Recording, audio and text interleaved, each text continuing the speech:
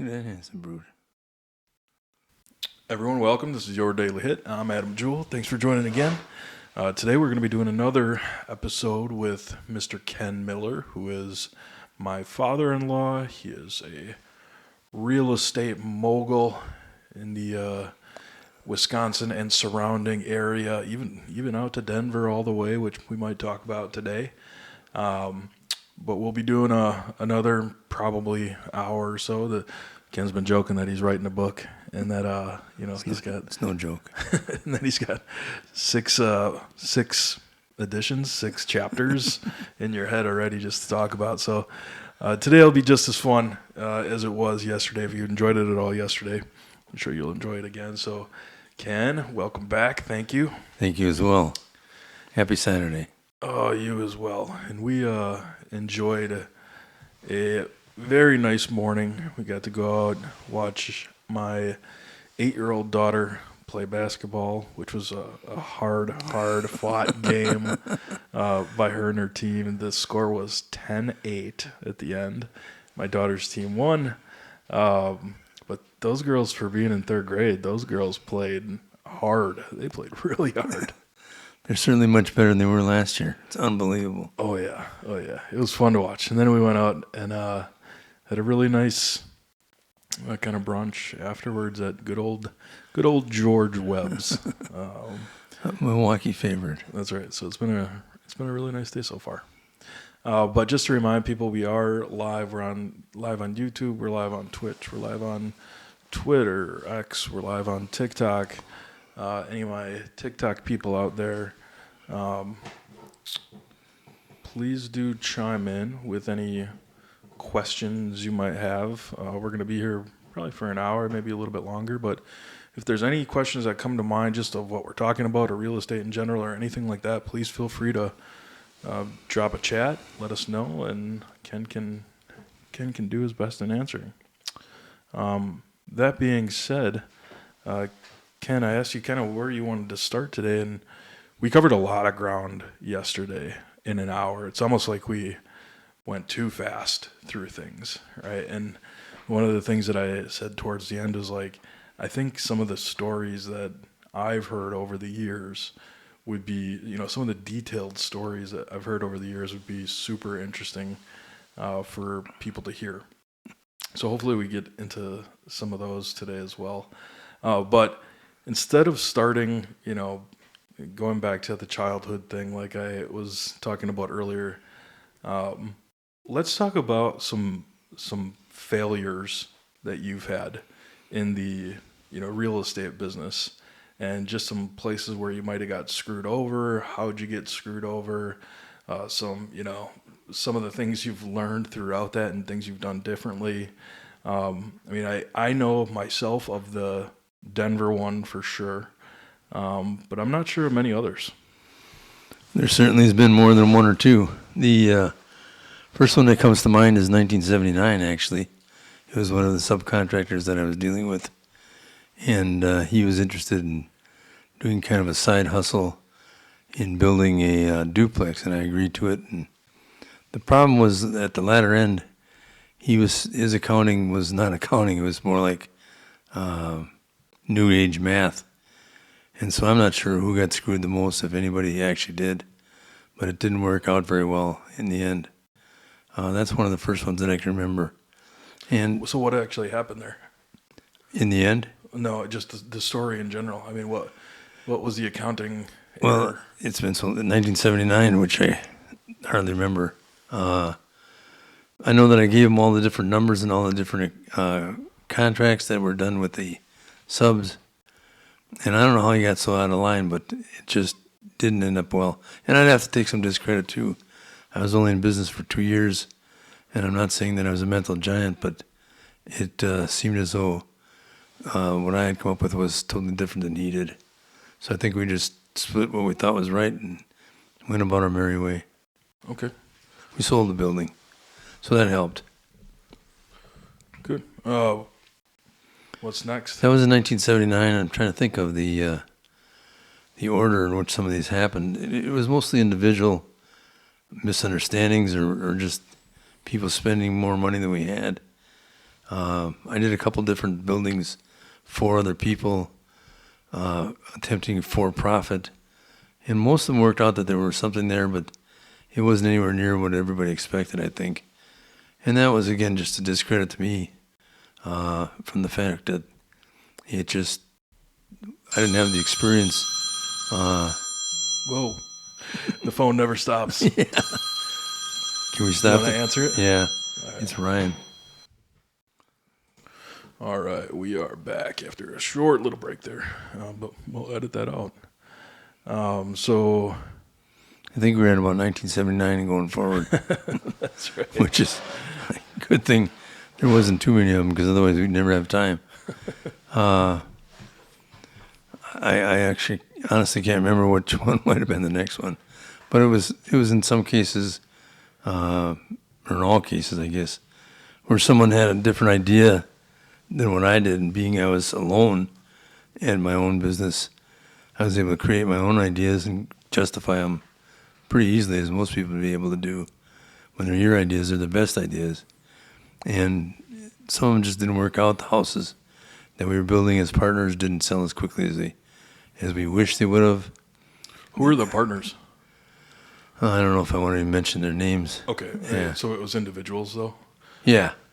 Was it just people within the industry around here? Or Yeah, that was part of the problem. One I did with a doctor, and that one worked out very good. It's ultimately, if anybody's going to do something like that, I would recommend that you go out of your own industry, because when one fails, they both fail. Whereas if one's a doctor or a baker or butcher, candlestick maker, whatever, they're going to have different economies than what a guy was like myself back then. So were those guys mainly investors? Yeah, they supplied the money that was needed to go down, as an initial starting point. And then they paid the interest payments, I believe. They paid whatever the costs were that were what you'd call soft costs. Yeah. And then we'd sell the building and split it. How'd you come to meet these guys? Oh, like the first guy that I mentioned was our roofer. He was doing roofing for us for a couple of years, and that's how I knew him. The doctor lived in the neighborhood, and people would come up to me that I knew. I don't think I did anything with any strangers, and they would just say, we see what you're doing, and it looks like it would appeal to us. Is there any way that we can get involved in it? And most often, if I knew them at all, I'd say, yeah, that's fine. Looks like it'd be benefit to both of us. And they could have been. I'm not sure what caused most of them. You had mentioned Denver, and that was the biggest loss. And that was a perfect example. It's simple. They spent more on overhead than what we had as income to justify the overhead. And, I literally lost over $1 million in actual cash. What were you trying to do in Denver? We were building subdivisions, single families, and condominiums. Where in Denver was it? Oh, goodness. Everywhere. There was Longmont, Denver itself. Trying to think wherever Coors Beer is. We had one project that was butting up against their property. Down towards Colorado Springs, Fort Collins. They were everywhere. So this is more of like a long-term thing that you were doing there. Yep, I think I was there for about 15 years. And did it start with the partners right away? Yeah, it started actually, there was a downturn. Denver, it was an interesting place. It used to go through a cycle every 7 years. You could almost sell, you could almost set your watch by it. It was incredible. 7 years in terms of what? What do you mean by cycle? In terms of a cycle. So it was peaked out, and then 7 years later, it'd be at the bottom. Then it would peak out again. And it was driven mostly by fuel, gasoline, oil. It was an energy city. And so they would, all in the mountain areas, there was drilling going on all over the place. And it would be dictated by the price of a barrel of fuel. And so when that went down, Denver went down with it. So we caught it at one of the downturns, and we bought about 200 units in Littleton and a couple different Aurora, different places. And they were dirt cheap. They were like $20,000 a unit, which is unheard of. You can't even get land for that anymore today. Right. And it just, they had broker buying up, I don't know what you'd call them, expeditions, I guess. You'd fly to Denver or drive or however you want to get there. And then these different brokers would show you these apartments and things that were dirt cheap. And we just happened to have enough cash to buy a bunch of them.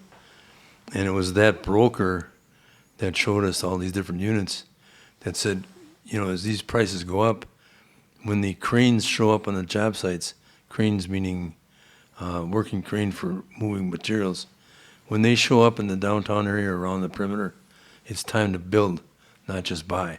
And that actually was good advice, because when they showed up, you knew that the economy had changed, and you could watch it change in front of you.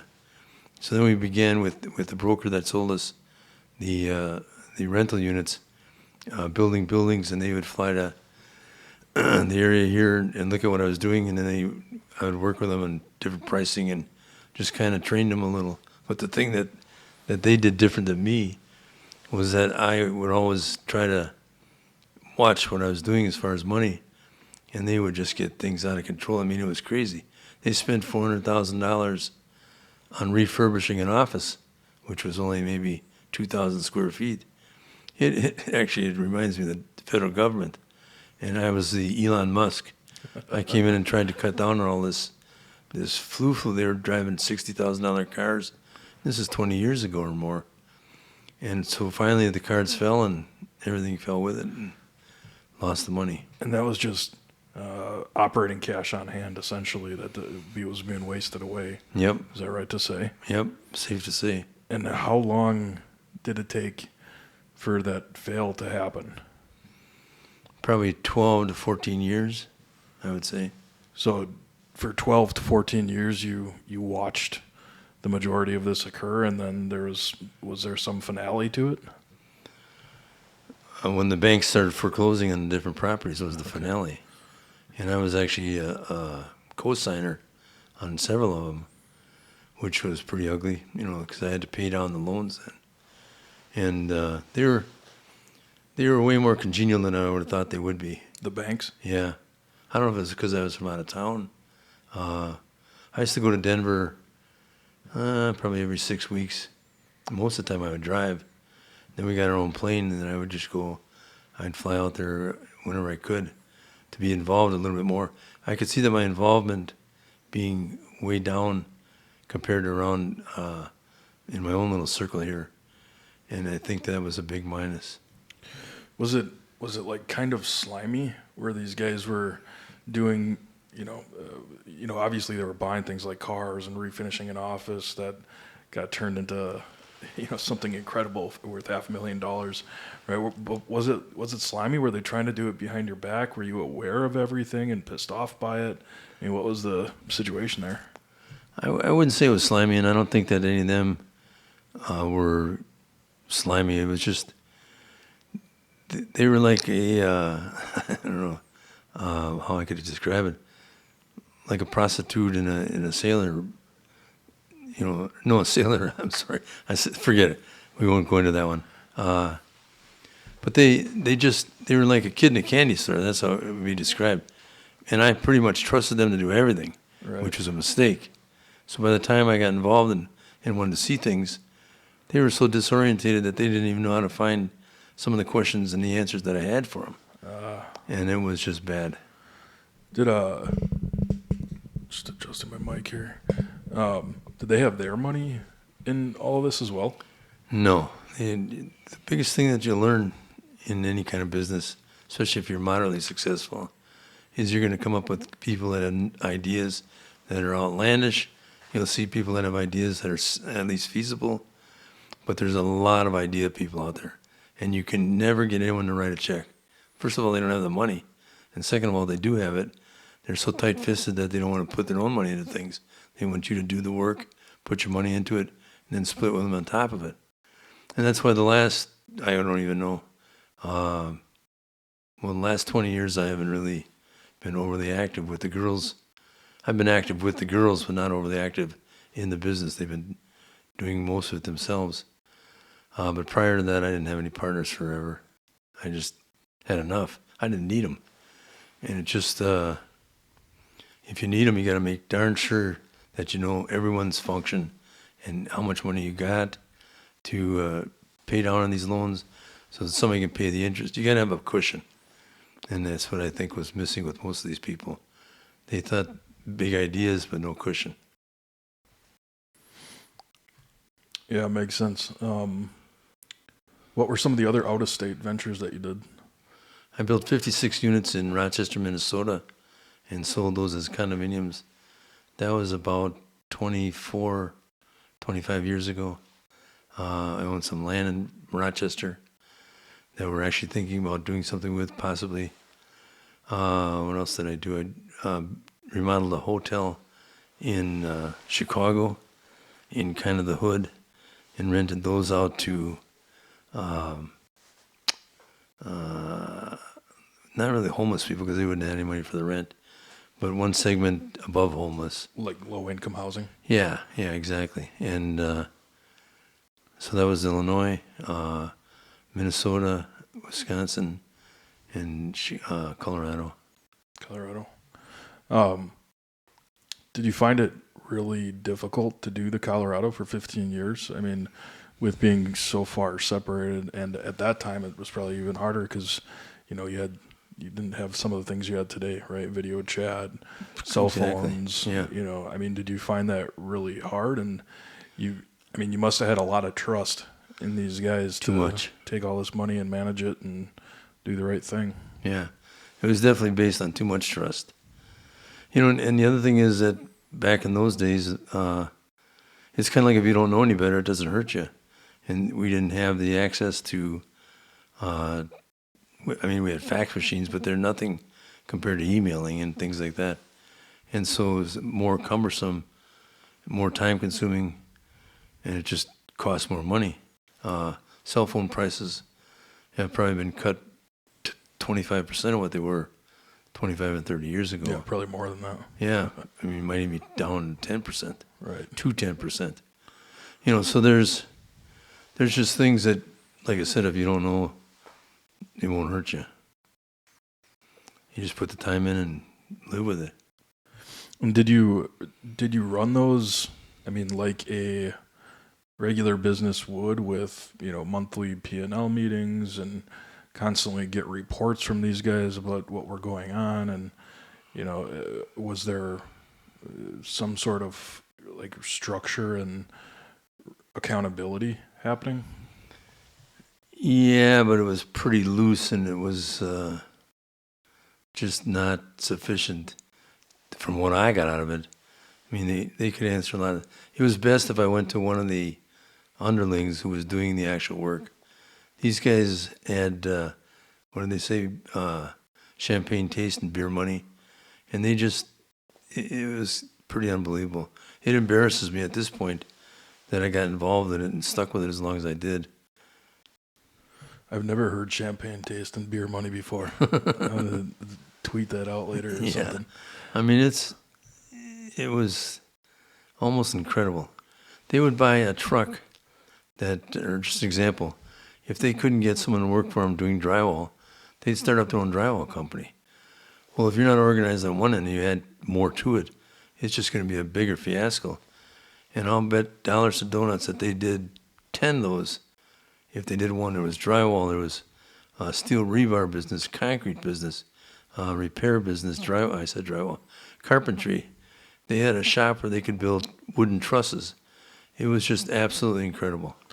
So they just started a random LLC and then got contractors or found some guys to work for it. Exactly, yep. Huh. And then the other problem was that if you had 10 guys working on a crew and one guy was allegedly in charge, the guy who was in charge was the guy that was probably stealing the most. He'd take the truck and go and do work on Saturday and Sunday, and it had nothing to do with us. But the main guys didn't even know it because he was probably doing it 40 miles away from the office. They spent all their time in the office. So they really didn't understand the job, and they trusted all these superintendents, and some of them were good and some of them weren't. But it doesn't take long to waste $100,000